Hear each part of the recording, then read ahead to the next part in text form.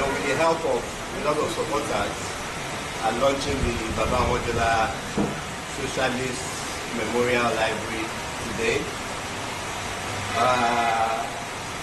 In time, I think we'll look around what we have so far. We're just starting. We certainly need a lot more support to push things forward, but we are very excited. The We, of course, is a movement for African emancipation, the organization that is behind this initiative. But we certainly know we are not doing this alone. We are doing this in terms of the struggle for the liberation of our continent, of our country, working together. We want to create a platform for working together among those, dedicated to that struggle. When I speak about that, I will speak about Baba Omojola, because we try to follow his example. And why are we launching a library in the name of, in the memory of Baba Omojola? Certainly inspired us to do this because of the lifetime of his work, which was certainly dedicated to political education, organizing, and the spirit of socialism and pan-Africanism. As Comrade F has mentioned, Baba Omojola was the managing editor of Mass Line, which copies we shall give out free today for those who are lucky enough to be here to collect these historical documents.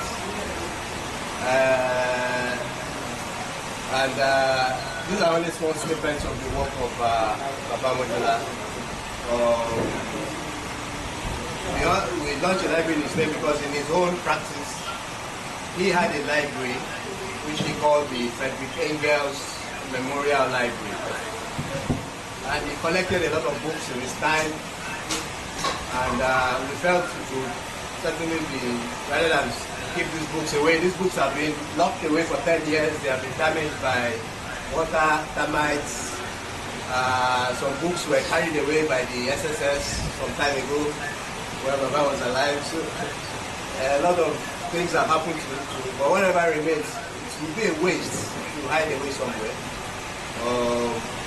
So the Engels Memorial Library is what we are continuing, but we would rather give it an African perspective.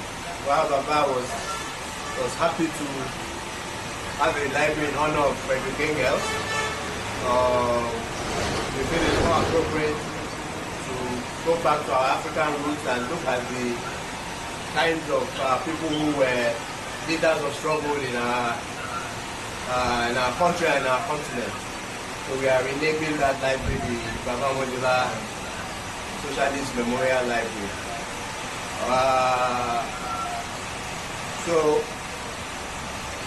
And also, while Baba was a Marxist, which is why he would memorialize Frederick Engels, the most important identity he had for himself was his African identity.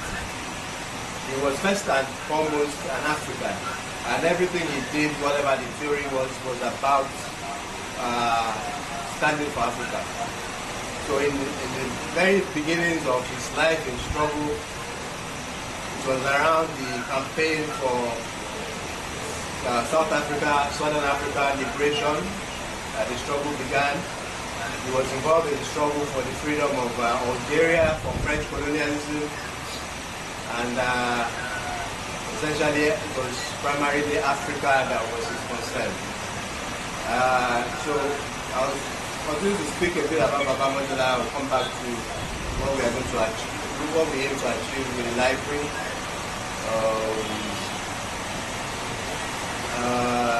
So I want to read how he described himself. He said it's my African identity. And this is a book we have here called Baba in the Eyes of the People. It's a book of tributes to him. So who am I? They call me a thought skite.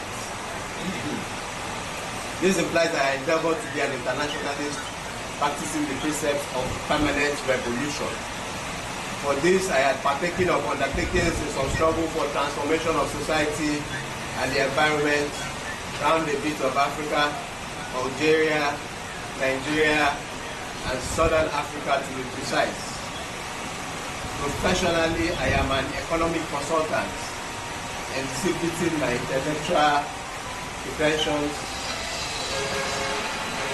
for Marxism, which I consider is the most scientific underlay for studies in political economy, society, or industrial investment.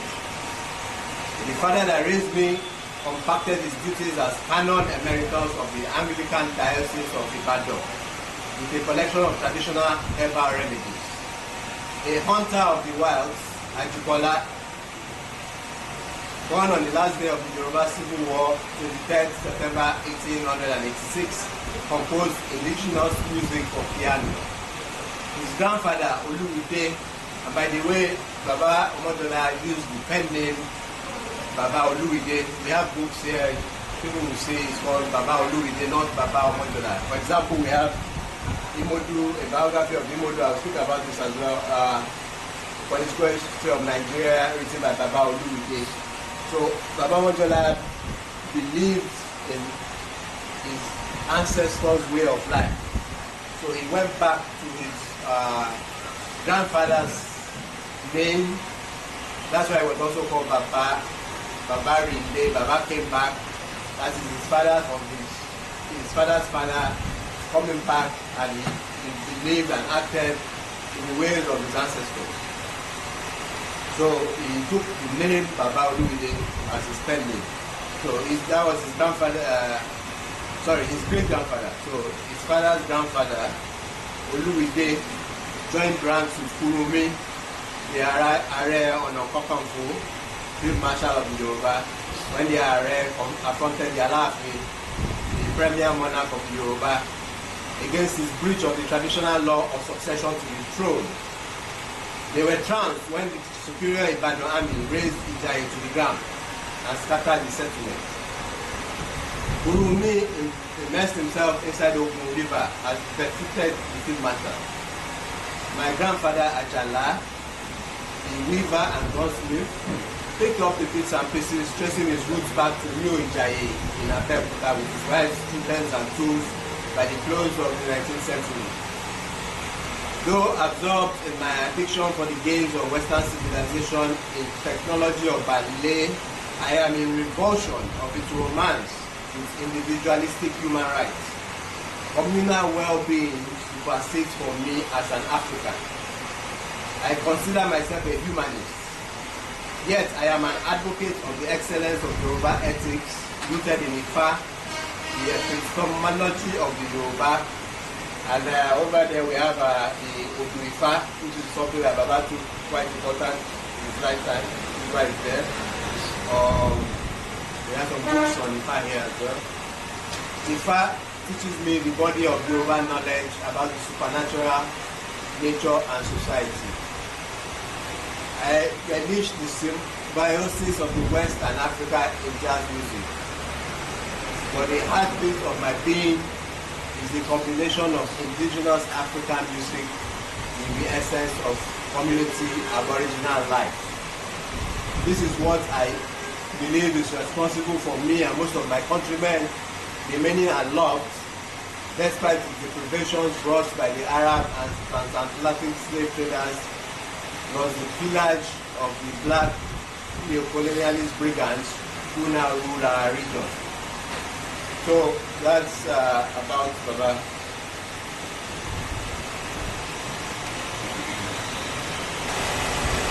I want to come to the objectives of this library in our day and time.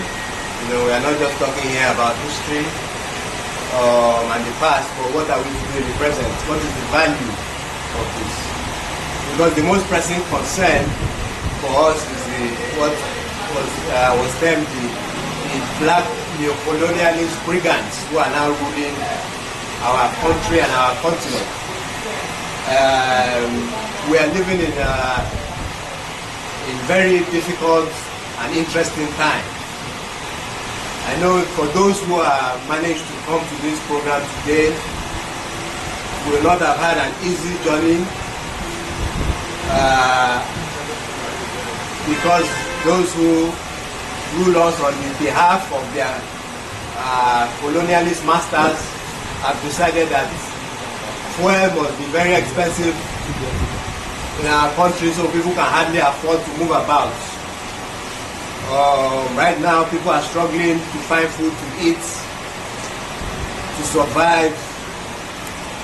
And the reason why all this is happening, as we all know, or those of us who are more conscious and aware, is that some colonialist imperialists somewhere in Washington or Paris or wherever they tend to base themselves decided that Nigeria must raise the price of petrol beyond the means of people to afford it. Decided that Nigeria must devalue its currency despite Nigerians not being able to survive such a policy. As we are aware, the colonialists also instructed our commander-in-chief to go and fight against Niger, which he was trying to do until, of course, the forces of Pan-Africanism in Africa are fighting back, which we are also, happy to speak about today in our time. But we can see very clearly that we are run by imperialist puppets of the imperialists. And so you can understand that comments that these are the new colonialists who now rule our region. The thieves, the armed robbers, whatever else, best describes them. So people might say, well, so those are the issues of the day. All people are concerned about is what they should eat, how they shall survive. What concerns them, we're reading books right now. Maybe they think we are, you hear this thing regularly. Because I want to speak about why we are doing the library, especially at this time. Lenin, in his book, What to Be Done, was speaking about his country, Russia, where the same issue was being said. Forget about people reading books. Forget about people theorizing, talking grammar. What is important is what person will chop. And they were like fighting, no, we must forget the book. So we must be like the crazy people they were abusing. Nothing concern you with book. But like I said, without the knowledge, without understanding our history, or without understanding what is really going on, we just don't understand why these people are doing what they are doing and how we can fight them. People are not thinking about, for example, what I've described as the imperialist machinations behind Tinubu's evil policies. We know the source of where this thing comes from. And we know that it is not only Nigeria, but our continent that is under the rule of these imperialists. And by holding down the continent, they can better hold us down and use their power to keep us down. So it is by understanding these things, by reading the history, by having discussions and debates, by actually having and also understanding that what works best in organizing. I said earlier I will talk about this book, Imodu, A Biography, Political History of Nigeria, 1939 to 1950, which is a book, that helps you to understand how Nigeria gained its independence. When they talk about Nigeria gaining independence, they tell you about Obafemi Awolowo, Nnamdi Azikiwe, whoever else they decide to name and put on their Naira notes. They'll never tell you about this man, Imodu, labor leader whose actions in leading the labor workers of that time period was the crucial element in Nigeria gaining independence, in mobilizing the workforce of Nigeria. And I should say incidentally, what a sad time we live in now, where we have labor leaders who are, I don't know what to call those ones, will declare protest today, cancel tomorrow, declare strike today, cancel tomorrow, disappearing magicians, whatever they I mean, look, so maybe Nigerians should come and learn about such a character and understand that it was not always so, and we have the power to take back the unions, because the unions were always like that. People think they are a new phenomenon. We always had labor leaders who betrayed the people, and it took people with consciousness who understood the need for socialism, for Pan-Africanism, for organized action, the power of the working class. They know they can use it, and they did. So, you know, we have the opportunity to have a center like this. We hope this is going to be the first of many. There are other organizations, of course there are others that exist in Nigeria, and we are happy to join those who are doing the work, like the Socialist Library in Calabar. You know, but we want more of these kinds of centers where people can really actually discuss and learn and now start to, you know, develop consciousness among the masses. To, you know, because the masses are there, they are ready to struggle, that, you know, wondering what is going on, why the labor leadership keeps on betraying them, why there's nobody calling any protests, why everything is quiet, why people are dying and people are, you know. So, of course, there needs to be the work of consciousness in this period of struggle. And of course, let us not talk about our miseducation system as well, because it is important for us to understand that our students in our, starting from their primary, secondary and university, are being miseducated. In fact, that's when they give them a chance to have the education, because otherwise half the time the universities are closed. They have now increased the tuition fee beyond the ability for students to pay for it. Another neoliberal pro-imperialist policy of the government. And so we have students there who are being fed strong information and not even given an education. So we need education centers like this to reach our young people. You know, so that's another, you know, reason for doing this. We, you know, just speaking about politics as well, that people have to organize politically, and there's a need for them to understand the need for this political organization, because we're at the time in which, you know, because politics is what is the, Kwame Nkrumah said, seek ye first the political kingdom. It is politics through which, the avenue through which people can remove and change the policies of the bastards in power.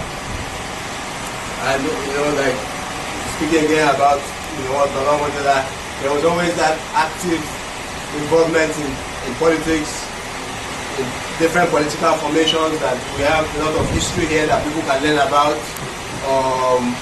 We had the Socialist Workers, Youth Party, farmers and youth. We had the People's Republican Party, Baba was involved in, Imodu was involved in, and we had different, you know, political formations, united fronts, you know, and so we think now, you know, that it is necessary as well to use this as an avenue for organizing in that area as well. Shenkuti, one of our speakers, like I said, hopefully he makes it to speak about that. From the movement of the people.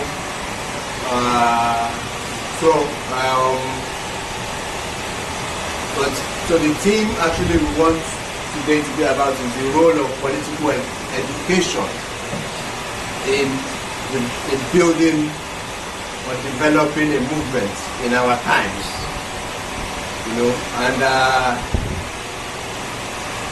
I'll speak about the movement for African emancipation, who are launching this library.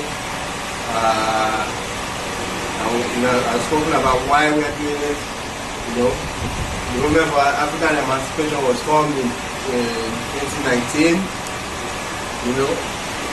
As essentially, in our minds, was first and foremost having the political education of those involved in struggle to be taken seriously, to work towards the building of the consciousness of the masses of our country, towards understanding what is going on and how they can organize to fight it, but also taking Pan-Africanism as a guiding principle.